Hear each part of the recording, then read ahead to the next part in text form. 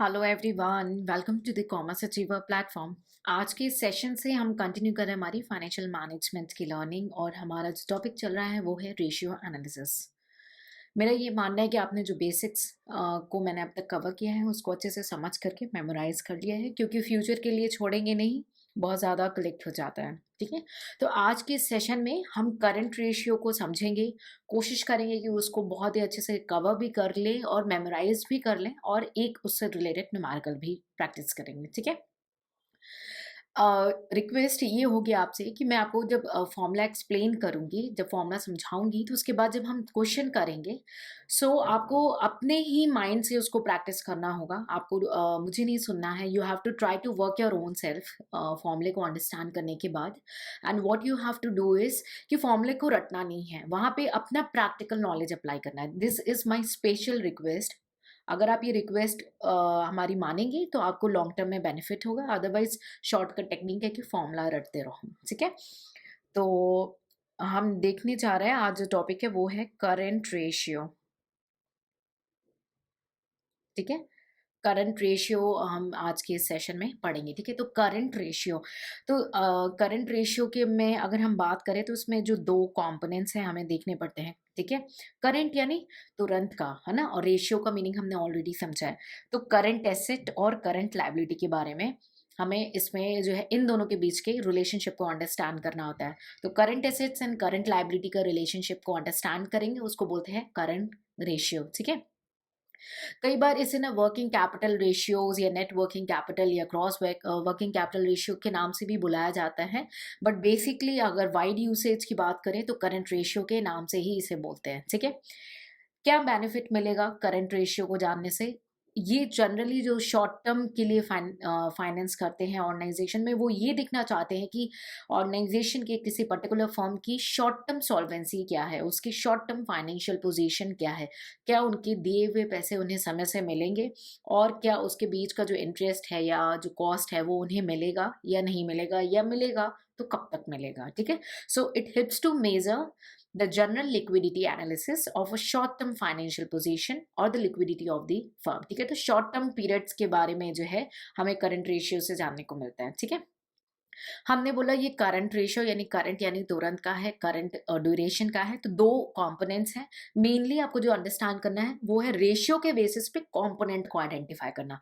जब आप क्वेश्चन के डिमांड के बेसिस पे कंपोनेंट को समझ लेंगे तो आपकी 50% टू 60% की जो रेस है वो ओवर हो जाती है। उसके बाद यू क्रिटिकली खुद ही इंटरप्रिटेट कर लोगे कि क्या अच्छा होगा। ठीक है, तो current asset and current liability इसके दो कंपोनेंट हैं। ठीक है, तो हमारे पास करंट एसेट इतना होना चाहिए कि जब भी करंट लायबिलिटी की जो ड्यू ऑब्लिगेशंस हो वो हम मीट आउट कर सकें। ठीक है, करंट एसेट्स में आता है हमारा cash in hand, cash at bank, है ना, मार्केटेबल सिक्योरिटीज आती हैं हमारी जो शॉर्ट ड्यूरेशन की होती हैं, शॉर्ट टर्म लोन्स भी आ जा सॉरी शॉर्ट टर्म आपके जो है इन्वेस्टमेंट्स आते हैं, बिल रिसीवेबल्स आते हैं, डेटर्स आते हैं।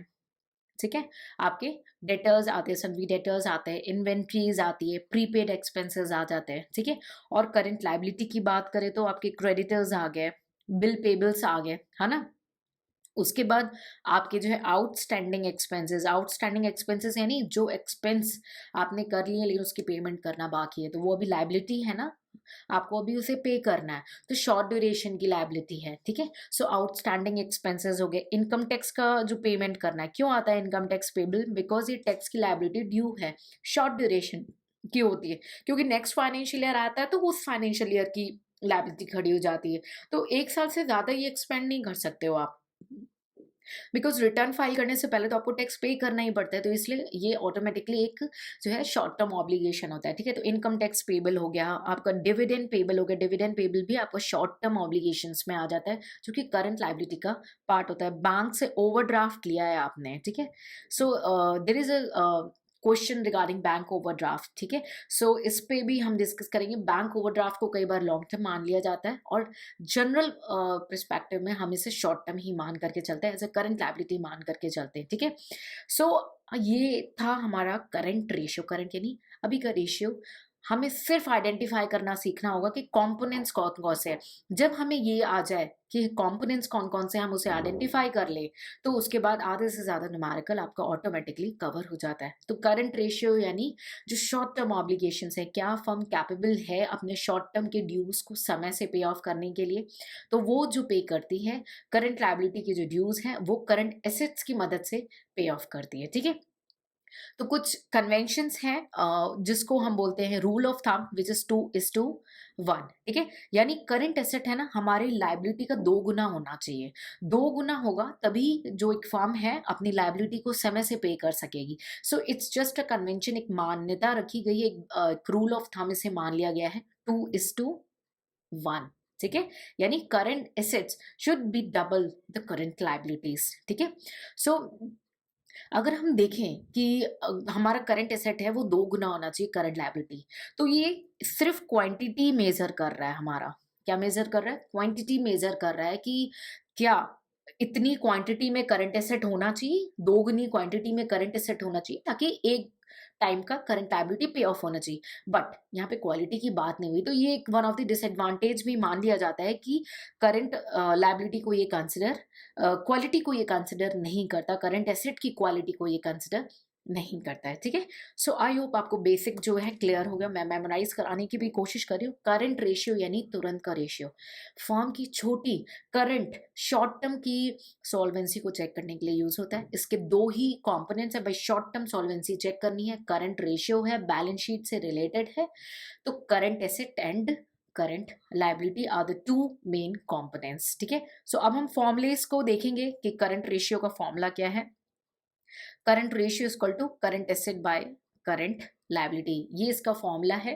करंट एसेट ठीक है न्यूमरेटर में है और करंट लायबिलिटी आपकी डिनोमिनेटर में। अब n number of the questions बन सकते हैं इससे। ठीक है, फॉर एग्जांपल कभी आपको करंट रेशियो दिया होगा, ठीक है, और करंट लायबिलिटी दिया होगा, तो आपको करंट एसेट निकालना होगा। कई बार ऐसे भी हो सकता है कि आपको करंट एसेट और करंट लायबिलिटी दिया हो, आपको करंट रेशियो निकालना हो। कई बार ऐसे भी हो सकता है कि आपको करंट रेशियो और करंट एसेट दिया हो और आपको करंट लायबिलिटी निकालनी पड़ जाए। तो ये मैथमेटिकल कैलकुलेशन है जो कि आई बिलीव आप सारे लोग कर सकते हैं। ठीक है, सो हम पहले एक बेसिक, हम इन कंपोनेंट्स को थोड़ा और अच्छे से समझेंगे, current asset and current liability को, तो उससे रिलेटेड एक न्यूमेरिकल को हम प्रैक्टिस कर लेते हैं। ठीक है,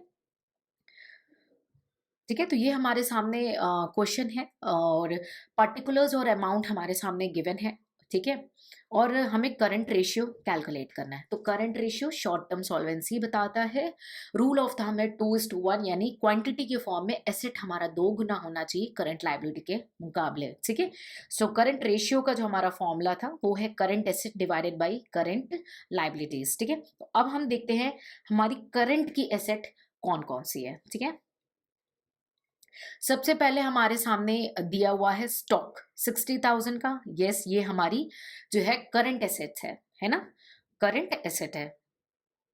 ठीक, उसके बाद हमें क्या दिया हुआ है, सन्ड्री डेटर्स। यस, डेटर्स भी हमारा एक करंट एसेट्स है। ठीक है, उसके बाद दिया है कैश। यस, ये भी हमारा करंट एसेट्स है। फिर बिल रिसीवेबल्स, वो भी हमारा करंट एसेट्स है। ठीक है, आपका स्टॉक हो गया, sundry debtor, bill receivable is a current assets. ठीक है, and next is a prepaid expenses, आपने किसी भी कोई एक्सपेंस ऐसा आपका अभी ड्यू नहीं हुआ, आपने पहले पेड। देखिए मैं ये मान के चलूँ कि बेसिक अकाउंट्स आपके स्ट्रांग हो गए, otherwise we are trying to cover dictionary support on the website. ठीक है, आप या तो गूगल में टर्म को डाल करके कॉमर्स अचीवर लिखेंगे, यू विल फाइंड दैट, और या तो आप वेबसाइट पे जाके सर्च बॉक्स में अपना टर्म लिखेंगे and it will help you. अभी हमारी कोशिश है कि हम और भी टर्म इंक्लूड करते जाए, तो हो सकता है रिसेंट टाइम में आप कोई टर्म सर्च कर रहे हो और नहीं मिले, सो आप प्लीज़ वरीड नहीं होंगे, do some patience, give us some time. हम विद द टाइम पूरा 100% सपोर्ट करना चाहते हैं। It's because we want is कि आपका जो टैलेंट है, आप जो नॉलेज गेन करें, that should be 100% qualitative, not in quantitative only. ठीक है, तो क्वालिटी गेन होनी चाहिए। तो ये हमारे हो गए करंट एसेट्स। ठीक है, लैंड एंड बिल्डिंग हमारा बहुत लॉन्ग टर्म है ना, इट्स इससे करंट से मतलब नहीं हुआ तो कैंसिल है। गुडविल हमारा लॉन्ग टर्म होता है, इसलिए ये भी कैंसिल है। सन्ड्री क्रेडिटर्स, यस, ये हमारा करंट लायबिलिटी है। ठीक है, उसके बाद bill payable, yes, current liability है। टैक्स पेबल, ठीक है, तो इनकम टैक्स पेबल ड्यू आ गया ना 18,000, ये भी हमारा करंट लाइबिलिटी है। आउटस्टैंडिंग एक्सपेंस यानी आपने एक्सपेंस हो गया है, आपने अभी उसकी पेमेंट नहीं करी है, वो भी हमारी जो है करंट लाइबिलिटी है। उसके बाद बैंक ओवरड्राफ्ट, बैंक ओवरड्राफ्ट भी हमने कहा कि हम जनरली इसे शॉर्ट टर्म करंट लाइबिलिटी ही मानते हैं अनटिल एंड अनलेस क्वेश्चन में कुछ और इन्फॉर्मेशन न दी हो तो। बट मैं स्टूडेंट्स को रिकमेंड करती हूँ कि कोई भी चीज़ अगर आप रिज्यूम कर रहे हैं, गिव नोट्स, अपने आप को बचा लो, क्योंकि एग्जामिनर आपको नहीं देखता, आपने जो लिखा है उसे देखता है। तो जहाँ पे पॉसिबिलिटीज हैं कॉन्फ्लिक्ट की, वहाँ पे नोट्स देख करके अपने को सेव कर लेंगे, ठीक है। तो bank overdraft is also current liability. Last है हमारा डिबेंचर, तो ये हमारा होता है long term obligations, long term loans, long term durations के लिए, तो इसका करंट से कोई रिलेशन नहीं है, सो इसका कोई यूज नहीं है, ठीक है। तो अब हम कैलकुलेट कर लेंगे हमारा करंट एसेट, ठीक है। तो करंट एसेट है आपका 60,000 plus 70,000, 20,000 plus 30,000 and last is the 10,000, है ना। 60, 70, 20, 30 and 10 which is equal to rupees 1,90,000, ठीक है। उसके बाद करंट लाइबिलिटी हम कैलकुलेट कर लेंगे। करंट लाइबिलिटी है क्रेडिटर्स हमारे पास है 20,000 के, ठीक है। उसके बाद बिल पेबल है हमारे पास 15,000 का, and then we have a tax payable which is of 18,000, ठीक है। और then we have outstanding expenses which is of 7,000 and the last one is the bank overdraft which is 25,000, ठीक है। तो टोटल कर लेंगे, ये आपका आ जाएगा 85,000।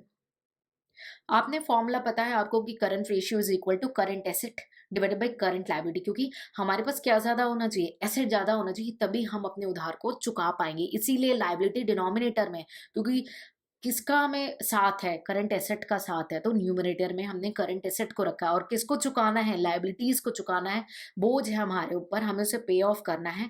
इससे कंपनी की सॉल्वेंसी पता पड़ेगी, इसीलिए liability should be on the down side, ठीक है। तो न्यूमरेटर में करंट एसेट रहेगा, डिनोमिनेटर में करंट लायबिलिटी, क्योंकि हमें साथ किसका मिला है, हमें करंट एसेट्स का साथ मिला है टू पे द करंट लायबिलिटी, इसलिए न्यूमरेटर में करंट एसेट्स रहेगा, ठीक है। सो कैलकुलेट कर लेंगे हम इसको। करंट रेशियो आपका 1,90,000 डिवाइडेड बाई 85,000, ये आ जाएगा आपका 2.24।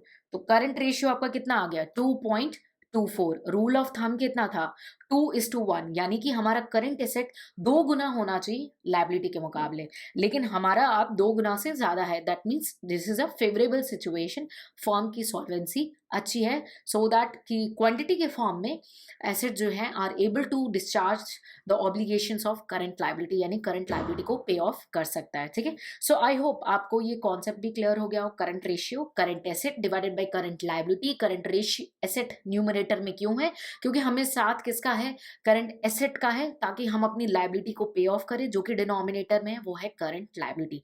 सो current ratio is equals to current asset divided by current liability. Rule of thumb is 2:1. It helps to know the short-term solvency of the firm. ठीक है।